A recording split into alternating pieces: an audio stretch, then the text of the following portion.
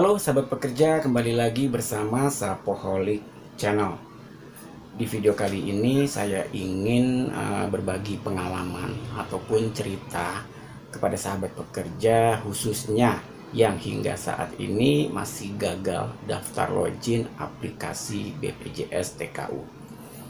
Nah, jadi kronologisnya kemarin hari Kamis tanggal 5 November 2020 saya dapat telepon ataupun dapat WA dari peserta karyawan yang sudah resign ataupun mengundurkan diri sejak bulan Juli 2020 lalu. Nah, jadi peserta karyawan tersebut mempunyai kendala, dia tidak bisa berhasil daftar login aplikasi BPJS TKU. Lalu dia mengirimkan screenshot kepada saya dan tampilannya adalah seperti ini.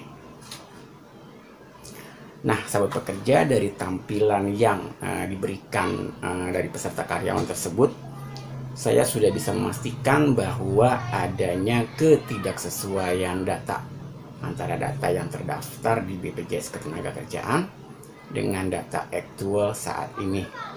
Lalu saya coba cek melalui database HRD ya, PIC HRD, khususnya untuk periode iuran terakhir dia bekerja, yaitu periode bulan Juli 2020. Lalu saya cocokkan antara NIK yang terdaftar di BPJS Ketenagakerjaan dengan nomor NIK yang dikirimkan dari peserta karyawan tersebut kepada saya.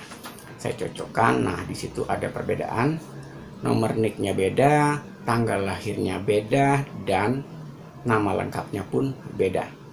Hal ini saya informasi ke peserta karyawan. Jadi saat itu waktu pertama kali dia daftar BPJS Ketenagakerjaan melalui HRD di perusahaan sebelumnya, dia menggunakan KTP lama.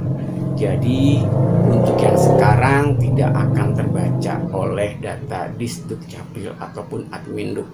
Jadi di situ akan ada tertera KTP NIK tidak valid. Nah, dengan mendengar cerita tersebut dan dokumen-dokumen pendukungnya sudah ada juga, lalu saya coba membuat surat koreksi data ke pembina BPJS Ketenagakerjaan. Jadi contoh surat ataupun form koreksi data adalah seperti ini yang saya gunakan. Oke, agak kurang jelas ya. Nah, jadi ini adalah format dari BPJS tempat perusahaan saya terdaftar. Pembinanya memberikan format koreksi data seperti ini. Sebenarnya kalau menggunakan form 1A itu bisa juga, tapi di situ terlalu banyak pengisian dan terlalu ribet menurut saya. Jadi khusus untuk PIC HRD gunakan format seperti ini, ataupun format yang bisa PIC HRD dapatkan melalui pembina masing-masing BPJS Ketenagakerjaan. Nah, jadi saya akan coba uraikan ya isi dari formulir perubahan data tersebut. Nah, yang di atas itu adalah kop surat. Jadi harus memakai kop surat perusahaan. Nah, di bawahnya kepada yang terhormat Kepala Kantor Cabang BPJS Ketenagakerjaan Jakarta Gambir. Karena perusahaan saya terdaftar di BPJS Ketenagakerjaan Gambir, maka surat ini saya tujukan ke cabang Gambir. Terusnya perihal permohonan koreksi data. Bersama ini kami informasikan bahwa ada beberapa data yang harus diperbaiki agar sesuai dengan data tenaga kerja yang sebenarnya, yaitu NPP. NPP ini adalah nomor pendaftaran perusahaan. Jadi tiap-tiap perusahaan pasti memiliki NPP. Nah, jadi ini NPP-nya berapa? Terus nama perusahaannya itu PT apa? Jadi nama perusahaan adalah PT yang terdaftar di BPJS Ketenagakerjaan ataupun yang tercatat di data sistem BPJS Ketenagakerjaan. Terus nama itu adalah nama peserta itu sendiri. Terus tempat tanggal lahir, misalnya Jakarta, tanggal berapa, bulan apa, dan tahun berapa. Terusnya nomor peserta. Nomor peserta ini adalah nomor KPJ ya, kartu peserta jaminan, ataupun nomor kartu BPJS Ketenagakerjaan. Terus NIK ini nomor induk kependudukan. Nomor induk kependudukannya itu berapa? Nah, di bawahnya itu ada tabel 3 kolom. Yang kolom pertama itu adalah jenis kesalahan.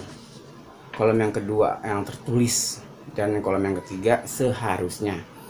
Nah, jadi di kolom jenis kesalahan itu ada nama tenaga kerja. Nah, jadi sahabat pekerja bisa cek dulu ya ke HRD, ketidaksesuaiannya itu ada di mana. Apakah ada di nama lengkap, apakah ada di tanggal lahir, ataupun yang lainnya. Harus dicek dan pastikan sesuai dengan data aktual saat ini. Oke, kita lanjutkan. Jadi nama tenaga kerjanya itu yang tertulisnya itu apa, dan seharusnya itu bagaimana. Ini harus dicantumkan. Terusnya tempat lahir yang tertulis di BPJS Ketenagakerjaan itu apa, dan seharusnya bagaimana. Terusnya tanggal lahir sama yang tertulis ataupun yang terdaftar di BPJS Ketenagakerjaan itu apa, dan seharusnya bagaimana. Nah, begitupun seterusnya ya sampai dengan nomor 13. Nah, ini diisi apabila ada ketidaksesuaian data saja. Apabila salah satunya ada yang sesuai, ya abaikan saja. Jadi kita isi yang tidak sesuai, yang tertulisnya apa, yang seharusnya bagaimana. Nah, ini harus diisi. Terusnya untuk nomor 11, hilang kartu peserta tidak perlu diisi, karena untuk saat ini kartu bisa di-download melalui BPJS TKU, yaitu kartu digital. Terusnya kalau belum menerima kartu juga tidak perlu diisi ya, karena kita bisa download sendiri ataupun minta ke PIC HRD apabila belum tahu nomor KPJ-nya. Terusnya untuk kartu peserta rusak ini juga tidak perlu isi. Jadi untuk yang 11, 12, 13 bisa diabaikan. Oke, lalu di bawahnya, demikian surat permintaan ini kami buat dengan sebenar-benarnya. Atas perhatian dan kerjasamanya yang baik kami sampaikan terima kasih. Jakarta, tanggal berapa, bulan apa, dan tahun kapan.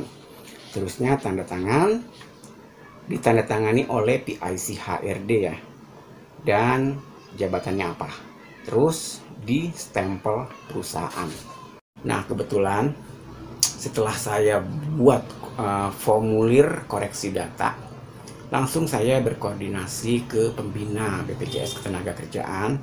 Saya menginformasikan bahwasannya surat permohonan koreksi sudah saya email dan mohon diproses lanjut dan mengirimkan feedbacknya ke saya.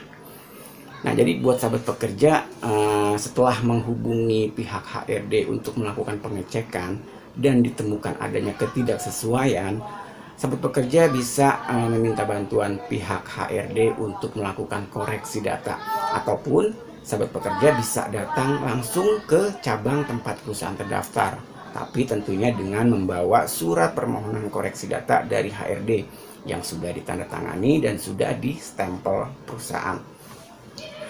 Nah, setelah saya mensubmit data ke pembina BPJS Ketenagakerjaan, esok harinya yaitu hari Jumat tanggal 6 November 2020, saya langsung mengontak peserta karyawan tersebut, karena pada pagi harinya itu sudah diinformasikan kepada pembina bahwasannya koreksi sudah dilakukan. Makanya siangnya saya hubungi peserta karyawan untuk coba daftar login kembali. Nah, menggunakan data aktual saat ini. Setelah dicoba, alhasil dia berhasil daftar login dan dia bisa mengecek dan melihat kartu digitalnya dan saldonya itu berapa. Nah, dari hasil dari keberhasilannya dia daftar login, dia mengirimkan screenshot kepada saya dan tampilannya seperti ini. Nah, jadi sahabat pekerja sudah cukup jelas ya. Apabila menemui kendala NIK tidak valid pada saat daftar aplikasi BPJS TKU, sahabat pekerja bisa langsung hubungi HRD, minta pengecekan. Terusnya apabila ada ketidaksesuaian, minta lakukan koreksi data, atau sahabat pekerja minta surat permohonan koreksi data, ditandatangani dan distempel HED, lalu datangi saja cabang tempat perusahaan terdaftar. Nah, dari pengalaman ini semoga bermanfaat buat sahabat pekerja dan juga semoga bisa dijadikan referensi apabila sahabat pekerja ingin mencairkan saldo jaminan hari tua dan ingin mengecek saldonya ada berapa per hari ini. Jadi hal ini bisa dilakukan khususnya buat yang masih gagal ya, masih gagal aplikasi BPJS TKU. Oke sahabat pekerja, mungkin informasi ini yang bisa saya sampaikan ya. Semoga bermanfaat, semoga membantu, dan juga semoga menambah pemahaman buat sahabat pekerja. Jangan lupa like dan subscribe channel ini. Semoga kedepannya dapat berkembang lebih baik lagi. Oke sahabat pekerja, sampai berjumpa di video berikutnya. Salam sukses dan terima kasih.